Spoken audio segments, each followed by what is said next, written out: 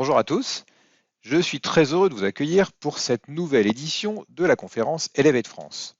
Nous sommes plus nombreux cette année que l'année dernière, ça correspond d'ailleurs assez bien à la tendance générale de l'activité autour des projets PB depuis que Appian a repris le flambeau il y a maintenant 5 ans. Et on a donc un peu plus de recul maintenant pour analyser l'évolution des projets PB, dans quelle quantité ils bougent, dans quelle direction, etc. Je vous en parlerai un petit peu plus tout à l'heure durant la keynote. Sans plus tarder, on attaque avec l'agenda du jour. Je commencerai par vous faire un petit résumé rapide de la keynote de Appian telle qu'elle a été présentée en novembre dernier par le PDG de la société. Ensuite, on passera en revue les principales actualités de l'écosystème Power Builder. Et on fera donc un point après 5 ans de Appian sur les projets PB, d'où sont-ils partis, où sont-ils arrivés, quels sont les travaux en cours, etc. On verra ensuite la présentation de la roadmap Appian qui a été présentée par le product manager de Power Builder en novembre dernier et que Carmina va nous transposer en français. On répondra ensuite aux questions que vous nous avez posées récemment. On verra ensemble un aperçu de Power Builder 2022 R2, la prochaine version, en reprenant la présentation qu'en a faite Chris Pollack, le Technical Evangelist de Appian, en novembre dernier. On regardera une nouvelle version de Visual Expert pour analyser les performances des applications Power Builder.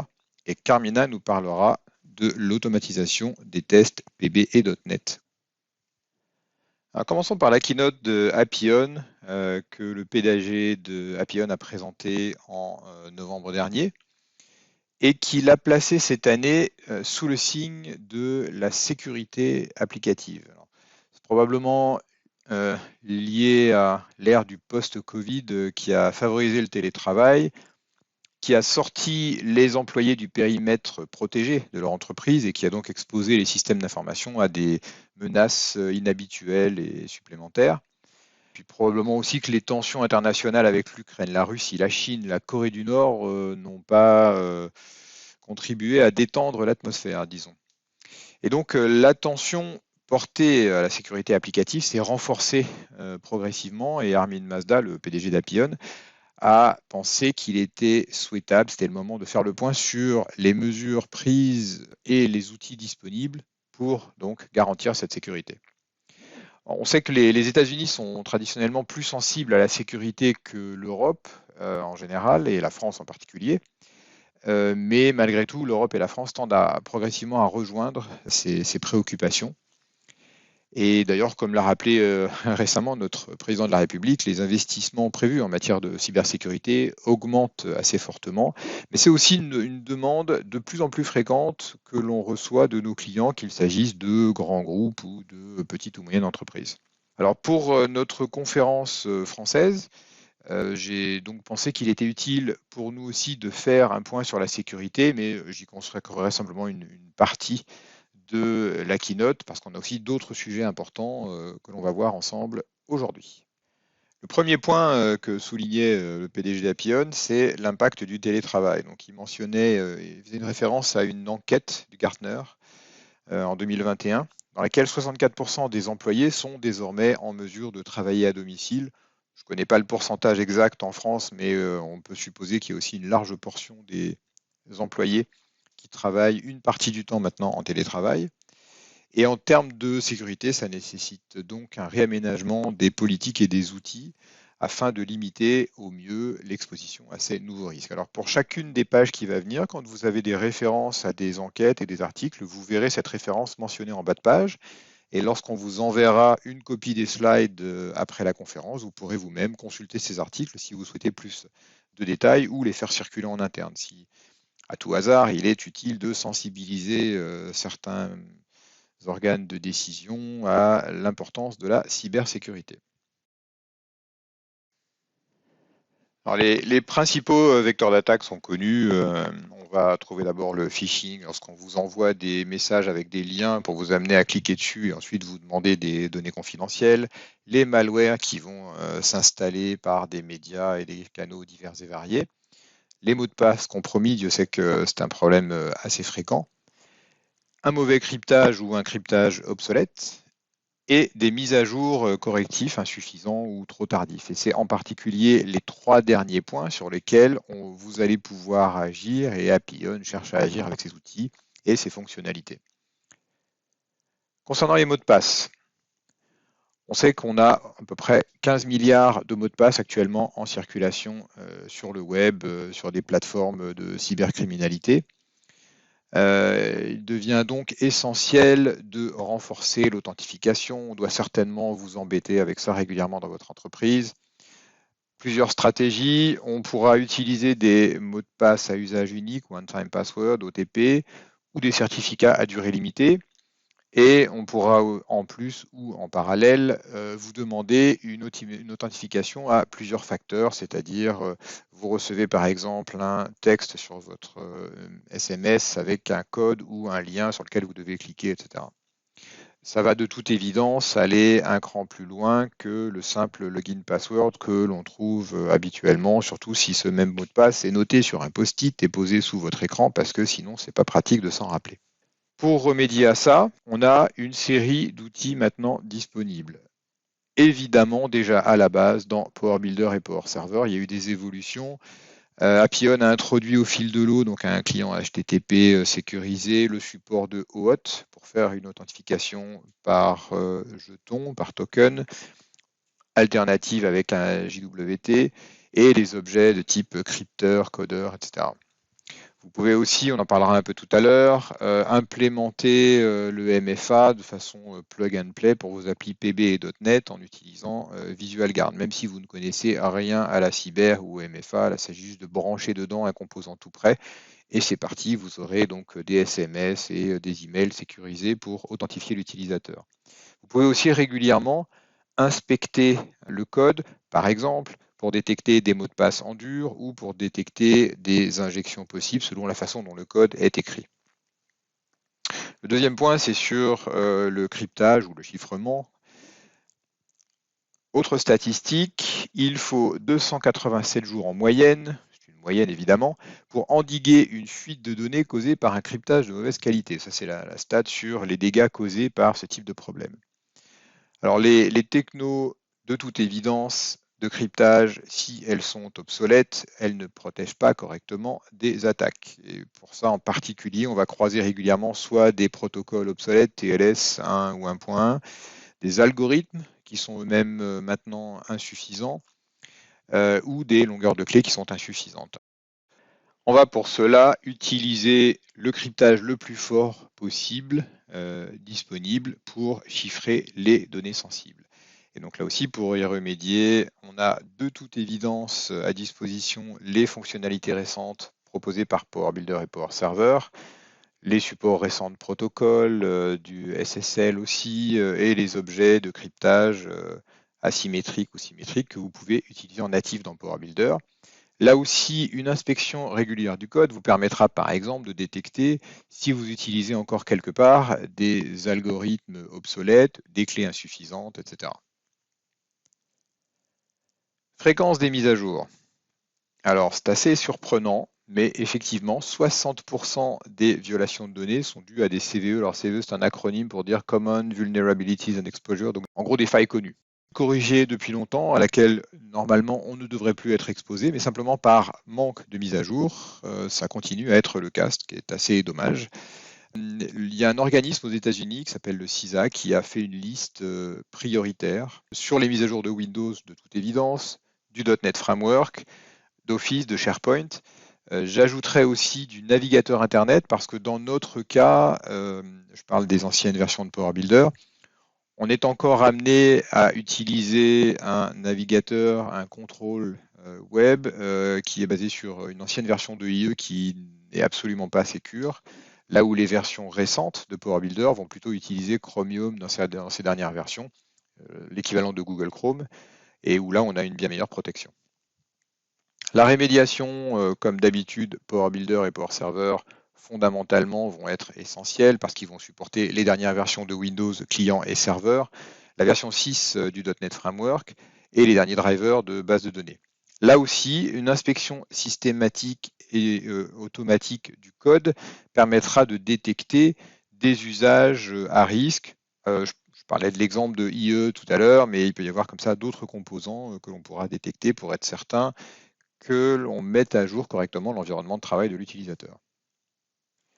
Utilisateur distant et surface d'attaque. Donc on rejoint le point de départ sur les accès à distance qui élargissent la surface d'attaque. On n'est plus uniquement avec le périmètre de l'entreprise, mais on va aller un peu plus loin, c'est-à-dire que les stratégies de protection de périmètre sont maintenant plus efficaces. Si l'utilisateur amène son PC à la maison ou se connecte à distance dans un environnement qui n'est donc plus forcément celui de l'entreprise, il est exposé. On sait que le point faible des systèmes d'information, c'est très souvent ce qu'ils appellent endpoint, le poste de l'utilisateur, et donc il va être exposé ici à une attaque qui va faire pénétrer une menace à l'intérieur du périmètre de l'entreprise. Et donc, pour éviter ça, on peut éventuellement contraindre les employés, mais malgré tout, ils ne vont pas toujours se déplacer derrière un pare-feu.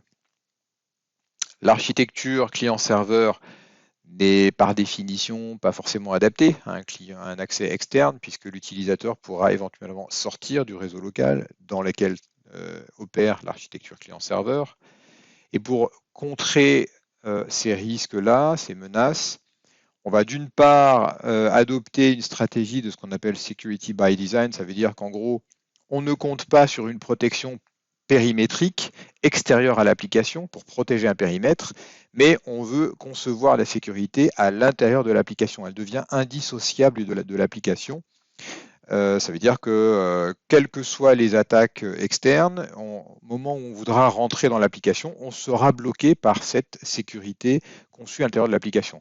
Alors ça rejoint plein de points qu'on a mentionnés auparavant, mais par exemple authentification forte et pas que. Et puis la deuxième chose, c'est aussi la segmentation des zones de réseau pour que l'atteinte à la base de données soit la plus difficile possible, contrairement à une architecture client-serveur où un client contaminé, entre guillemets, aura directement accès à la base de données. Dans le cas de Power Server, dans sa nouvelle génération, 2021 et 2022, l'architecture cloud telle qu'elle est proposée aujourd'hui correspond parfaitement à cette segmentation réseau. Je fais un petit rappel sur l'architecture de Power Server, mais donc on aura pour commencer la base de données, donc le Graal des hackers, ce que tout le monde essaye d'atteindre dans l'entreprise, là où sont les données sensibles. Ça va être protégé par un accès obligatoire à travers un serveur d'application dans lequel, dans le cas de Power Server, va fonctionner toute la logique d'accès aux données, c'est-à-dire principalement l'équivalent des data windows et des SQL embarqués.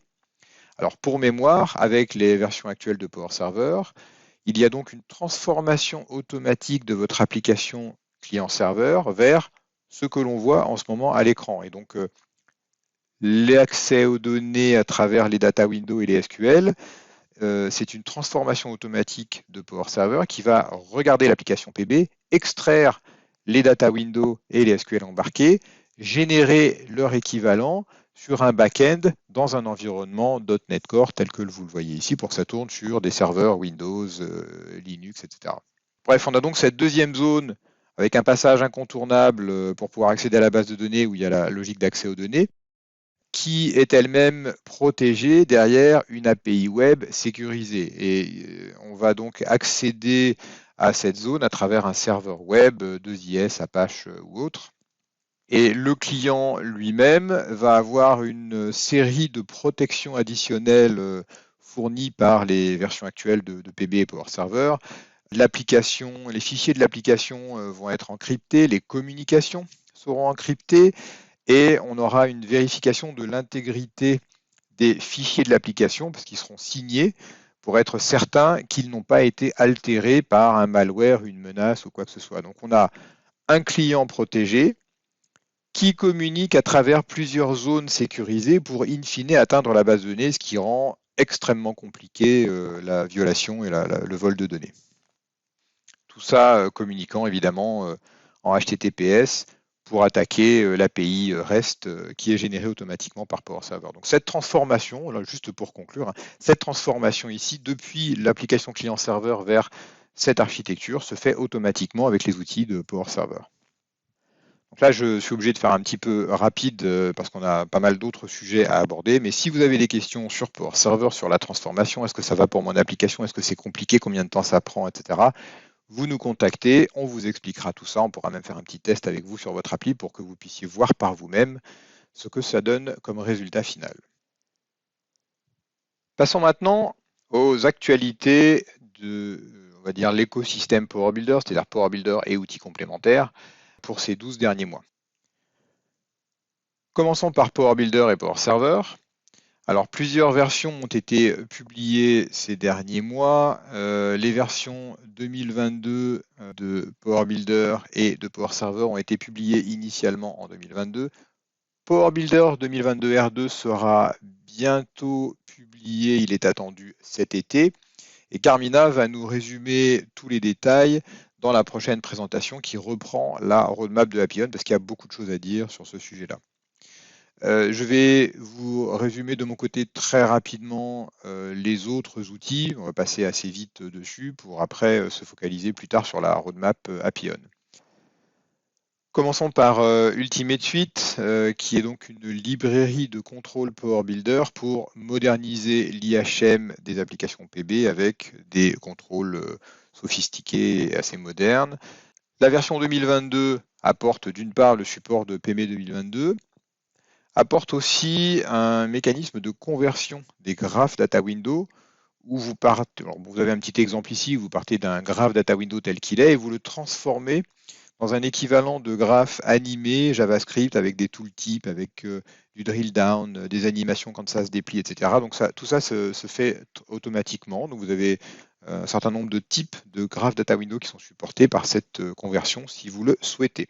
Il y a une série d'améliorations qui sont apportées au contrôle existant et la version 2023 va bientôt sortir avec des nouveaux contrôles, en particulier, en anglais ça s'appelle Fuzzy Search, en français recherche floue, c'est pas forcément très élégant, mais ce sera le terme le plus proche. C'est ce qui permet de faire une recherche avec un suggest automatique, une suggestion automatique qui apparaît en dessous de la barre de recherche. Il y a des contrôles de pagination qui sont ajoutés, puis il y a d'autres développements qui sont en cours et qui vont bientôt rajouter une série de contrôles additionnels, entre autres un bouton d'action flottant, ils appellent ça Fab en anglais. C'est ce genre de contrôle sur lequel vous avez un petit bouton, quand vous cliquez dessus, ça déplie verticalement ce menu que vous voyez à l'écran, avec différentes actions disponibles. Ça se voit de plus en plus dans les applications qui tournent dans la barre de notification de Windows, par exemple. Ensuite, en matière d'analyse du code, alors du code Power Builder et base de données, donc on utilise cet outil qui s'appelle Visual Expert, qui fait pas mal de choses, analyse d'impact, inspection du code, génération de doc, etc. Bref, les nouveautés récentes, on a introduit cette année un module pour analyser les performances des applications Power Builder, où on verra sur toute une application ou une partie les objets les plus lents. On verra plus en détail une petite présentation détaillée d'un quart d'heure qui vous montrera ça plus en détail tout à l'heure.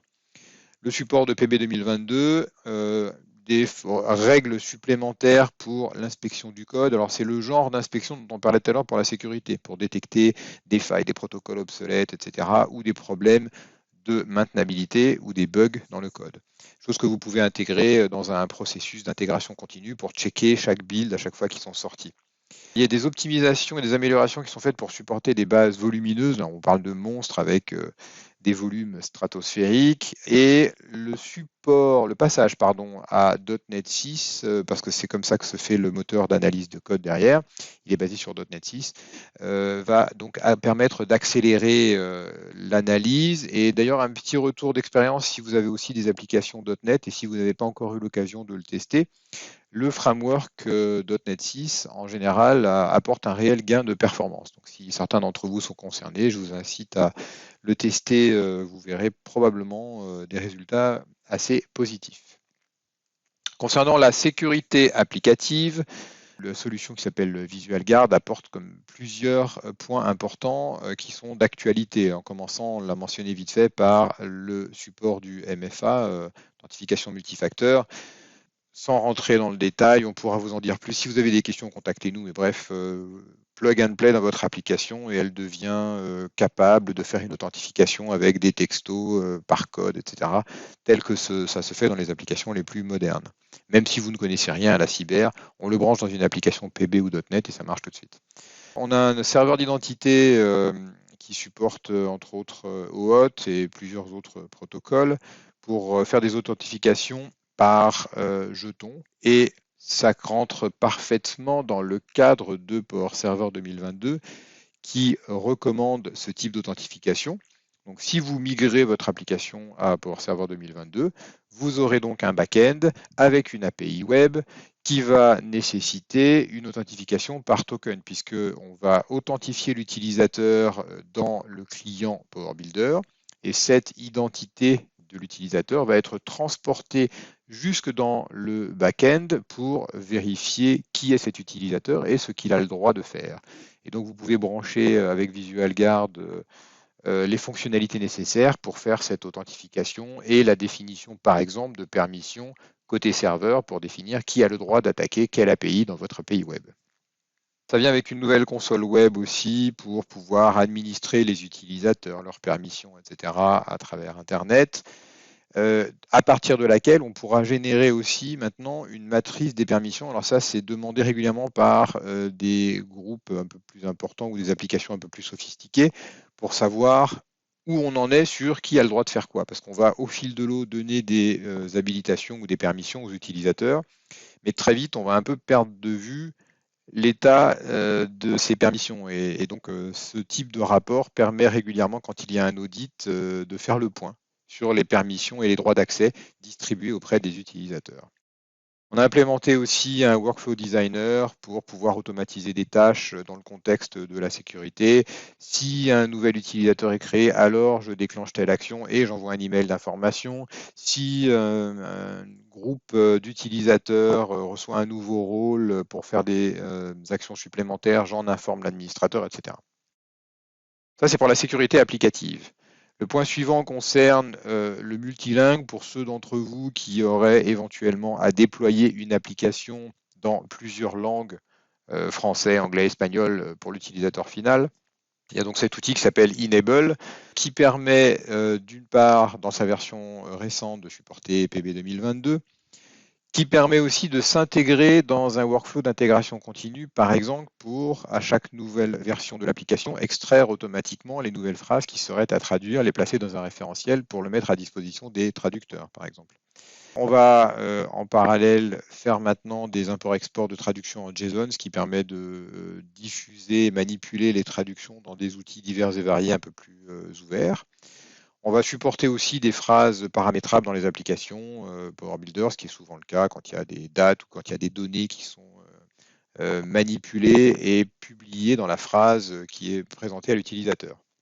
Prochainement, c'est assez intéressant cette évolution, il prévoit de fournir des services web pour traduire automatiquement l'application. Pour ça, ils vont s'appuyer sur un outil que je vous recommande d'ailleurs qui s'appelle DeepL. C'est un site web, vous pouvez l'utiliser gratuitement pour des volumes pas trop importants. C'est un niveau de qualité de traduction dans plein de langues qui est vraiment excellent. C'est basé sur de l'intelligence artificielle, analyse des phrases, etc. Et vous avez vraiment un niveau de traduction qui est très bon, qui est, de mon point de vue, supérieur à Google Translate.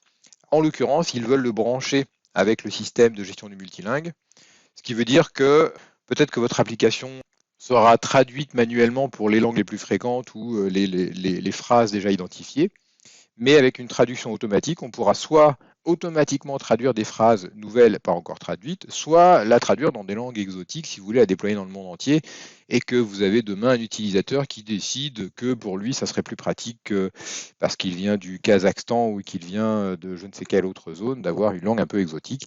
La traduction automatique permettra de faire tout ça. Dernier point pour l'automatisation des tests. Alors tout à l'heure, Carmina nous montrera des cas concrets d'automatisation des tests pour des applications PB et .NET avec cet outil qui s'appelle Essential Test. Les nouveautés de cette année consistent d'abord au support de PB 2022, à l'intégration dans Azure DevOps, qui s'appelle aussi TFS, pour la gestion des sources et des versions. L'implémentation, alors c'est une fonctionnalité qui s'appelle Render Text, c'est la capacité à reconnaître automatiquement un texte quelque part dans l'application, dans l'interface graphique, pour après vérifier sa valeur ou déclencher des actions. Et donc cette fonctionnalité a été portée maintenant sur différents types de data window un peu plus sophistiqués, composite, cross-tab, label, pour pouvoir les manipuler elles aussi dans des tests automatiques. En 2023, il est prévu d'intégrer Azure DevOps pour cette fois-ci du bug tracking, le suivi des bugs, c'est-à-dire qu'on trouve dans les tests automatiques un problème, on le remonte automatiquement et on l'injecte dans le bug tracker. Puis ensuite, gestion des points d'arrêt et de débogage pour mieux suivre ces tests.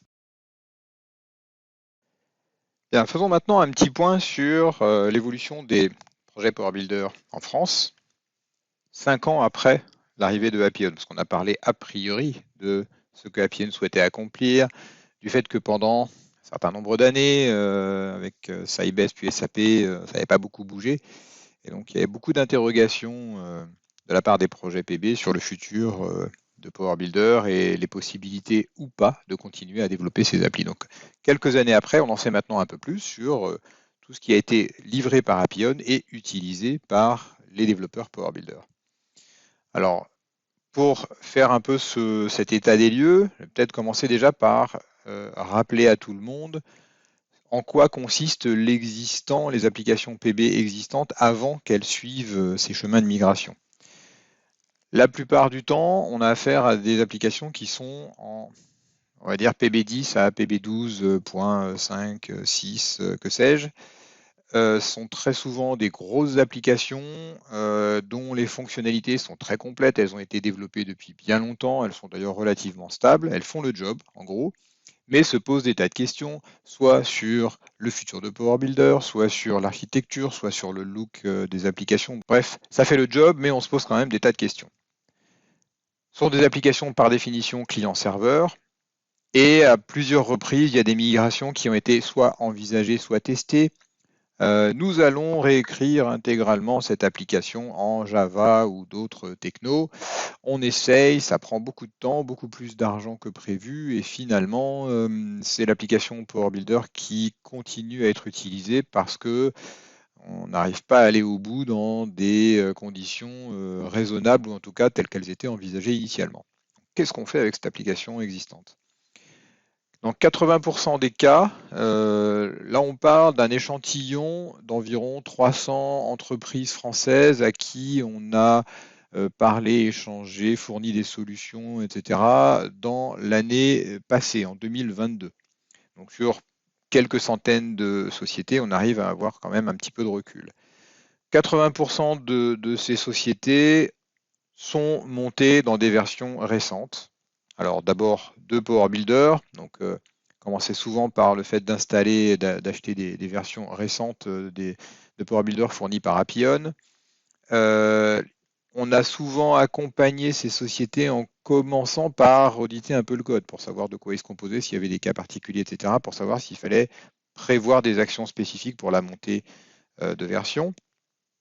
Si nécessaire, on fait un petit test de migration PB et dans la quasi-totalité des cas, on parle des exemples que je mentionnais tout à l'heure, PB10 à PB12.x, dans la quasi-totalité des cas, ce petit test qui peut durer peut-être 1 ou 2 jours faisait l'essentiel de la migration parce qu'on trouve rarement des fonctionnalités obsolètes ou pas supportées dans les versions actuelles de Power Builder.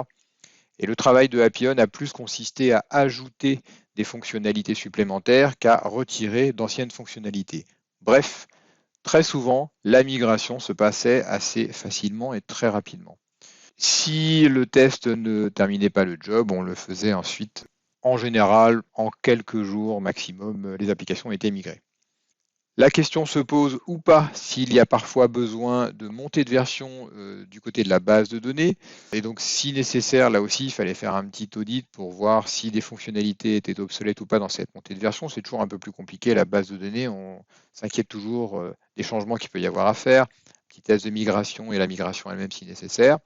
Un autre obstacle qui était parfois rencontré, c'était le fait de se procurer les versions récentes de SQL Anywhere parce que SAP a beaucoup changé ses canaux de distribution, arrêté certains contrats avec des partenaires, des revendeurs, etc. Donc, si vous êtes bloqué par ça, il n'y a pas de problème, on peut vous fournir des licences récentes de SQL Anywhere, et y compris d'ailleurs de ASE, donc la version un peu plus sophistiquée. Adaptive Server Enterprise, de Sybase si nécessaire. Donc contactez-nous si vous avez des questions, soit sur la migration du code PB, de la base de données, des licences PB ou des licences de base de données. Dans 30% à peu près des cas, les projets ont implémenté tout ou partie de l'outillage lié à DevOps. En premier lieu, la plupart du temps, il s'agissait de mettre en place un gestionnaire de sources. Si vous avez encore devant vous un choix à faire, je me permets de vous suggérer Git dans ses différentes versions. C'est vraiment l'outil trendy qui est en plus de plus en plus poussé et supporté dans ses fonctionnalités par Appian. Mais d'une façon générale, dans la communauté des développeurs, c'est vraiment l'outil qui a le vent en poupe. Et si vous n'avez pas encore d'adhérence ou d'attache forte à un gestionnaire de sources, celui-là sera certainement un bon choix. Une partie des projets ont été un cran plus loin pour mettre en place un pipeline d'intégration continue. Très souvent Jenkins, mais pas que. Là aussi, GitLab commence à bien se développer. Puis évidemment, Microsoft pousse autant qu'il peut Azure DevOps, qu'on rencontre assez régulièrement aussi. Ça représente à peu près 30% des projets qui avaient fait une montée de version au préalable. Tous ces projets qui ont fait une montée de version ont aussi suivi des chemins additionnels. Alors, on parle bien, point de départ, PB 2022. Pour une partie d'entre eux, ils ont fait évoluer leur architecture en commençant par un changement relativement simple qui consiste à déployer l'application Power Builder toujours en client-serveur, mais au lieu de créer un setup manuel puis une installation manuelle sur le poste de l'utilisateur, ils utilisent ce qui s'appelle Power Client, qui est une fonctionnalité standard des versions récentes de Power Builder, et qui va permettre, on pourra vous expliquer plus en détail si vous avez des questions, mais en gros, au final, vous allez installer automatiquement l'application sur les postes clients et vous allez aussi installer les mises à jour sur le poste client. Donc il n'y a plus à créer de setup, il n'y a plus à l'installer ou à l'exécuter manuellement. Tout ça se fait, se déploie et se met à jour automatiquement. Power Client permet aussi au passage, là on rejoint le chapitre cybersécurité, Power Client permet au passage de signer les fichiers, d'encrypter les communications et les fichiers eux-mêmes, donc d'ajouter une couche de sécurité assez forte pour protéger l'application. On a la possibilité aussi de migrer l'application sur le web ou sur le cloud. C'est la transformation dont je parlais brièvement tout à l'heure qui est faite automatiquement par Power Server, où on va partir d'une application client-serveur pour aller vers un client PB natif d'une part, moins les data windows et l'accès aux données qui lui est automatiquement déplacé côté serveur. Et entre le client et le serveur, on a un accès Internet. Donc là aussi, si vous avez des questions sur ce sujet, contactez-nous, on pourra vous faire un petit test, etc. Bref, on répondra à toutes vos questions. Dans certains cas, les projets voulaient aller un cran plus loin et déplacer la business logic de PB vers le serveur du client PB vers un back-end C#. Il y a d'ailleurs, dans les versions actuelles de Power Builder, dans la version Cloud Pro, un outil qui s'appelle PowerScript Migrator qui prend du code PowerScript, qui génère son équivalent en C# et donc qui permet comme ça de méthode par méthode de migrer la business logic vers l'API web. Ça permet d'une part de capitaliser cette business logic dans une techno qui va peut-être dans certains cas rassurer tout le monde. En tout cas, c'est Microsoft et c'est .NET et donc ça va probablement pas disparaître de sitôt. Ça permet aussi de partager cette business logic par d'autres applications ou d'autres interfaces utilisateurs. Si vous avez un métier un peu sensible que vous avez développé au fil du temps et que vous voulez réutiliser, vous le déplacez derrière l'API web et d'autres applis ou d'autres interfaces web, mobile et autres pourront attaquer cette API et consommer cette business logic. Et in fine, dans certains cas, on ira jusqu'à remplacer le client PB par un client, alors très souvent un framework JavaScript, Angular, React ou autre, qui va lui après attaquer l'API web. Donc ça représente à peu près 20% des projets qui étaient montés de version. Un autre chemin consiste à faire évoluer Alors là, il y a un paquet soit de services techniques, soit de fonctionnalités diverses. On a parlé brièvement tout à l'heure de modernisation d'IHM. Ça peut être soit en utilisant déjà de façon native les thèmes d'IHMPB, ça c'est très utile et très facile, c'est juste une case à cocher dans les settings du projet et vous aurez exactement la même interface avec les mêmes contrôles, mais ils seront dessinés avec un look un peu flat design moderne. Ça va donc donner un petit coup de jeune au client PB sans effort de développement. Vous pouvez utiliser les améliorations cosmétiques qui sont faites sur les Graph Data Window avec PB 2022 R2 dont on va parler tout à l'heure. Donc là aussi, même fonctionnalité, même aspect, etc. Sauf qu'il y a des petits détails cosmétiques qui sont améliorés. Vous pouvez aussi ajouter les contrôles issus de la librairie Ultimate Suite dont on a parlé tout à l'heure pour faire évoluer cette fois-ci les fonctionnalités de l'interface graphique et la moderniser. Indépendamment de ça, vous pouvez mettre en place des services d'analyse d'impact et de documentation automatique en utilisant Visual Expert. Vous pouvez automatiser les tests avec Essential Test, on en a parlé un peu, mettre en place le multilingue avec Enable, etc. Ça, c'est un peu les outils complémentaires dont on a parlé brièvement dans les news. Dernier chemin, c'est celui de la sécurité. Là, je vais passer assez vite parce qu'on a déjà abordé la plupart des changements. Montée de version et mise à niveau de tous les composants et tout l'environnement, Windows, etc. et pas que. Mise en place au chapitre de la modernisation de l'authentification. On peut passer d'une authentification de type login password vers une authentification qui va utiliser le compte Windows de l'utilisateur. Donc là aussi, avec Visual Guard, vous branchez ça et automatiquement, on va chercher le compte Windows de la session et on s'en sert pour identifier l'utilisateur, charger ses permissions et appliquer la sécurité correspondante. Vous pouvez mettre en place une authentification basée sur des tokens, le MFA dont on a déjà parlé, l'encryption des communications, la signature des fichiers ou même l'inspection du code pour vérifier plein de points dont on a déjà parlé aussi tout à l'heure. Tout ce chemin-là, vous le voyez, est fait progressivement. On est parti il y a 5 ans, on était au stade de l'existant et on progresse d'étape en étape à des rythmes divers et variés. Par contre, sur un rythme régulier et soutenu. Et si vous vous posez des questions sur certaines de ces étapes, contactez-nous. Ça commence toujours par, alors c'est complètement gratuit, hein, c'est un entretien où on fait le point, on fait un peu un état des lieux sur quel est votre existant, vos objectifs et les solutions qui sont disponibles pour vous recommander d'aller dans les directions X, Y, Z. Donc c'est un entretien assez simple, n'hésitez pas à nous solliciter. Je vais maintenant laisser la parole à Carmina qui va nous résumer la roadmap de Appian telle qu'elle a été présentée en novembre dernier pendant la conférence US.